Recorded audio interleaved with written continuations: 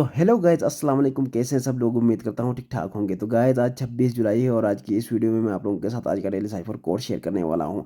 तो अगर आप इस चैनल पर न्यू हैं तो इस चैनल को सब्सक्राइब कर सकते हैं ताकि इन फ्यूचर आपको इस तरह की अपडेट्स सबसे पहले मिलती रहें।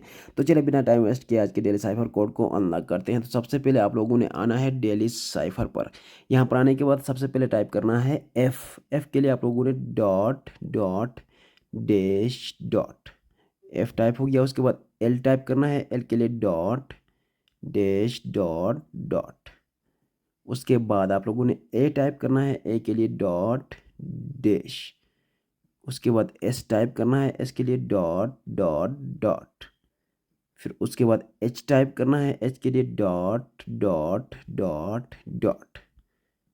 तो यहाँ पर देखें आज का जो कोड है वो अनलॉक हो चुका है और 1 मिलियन कॉइन मैंने अवेल किए हैं। इस तरह से आप भी 1 मिलियन कॉइन्स को अवेल कर सकते हैं। तो thanks for watching, bye bye.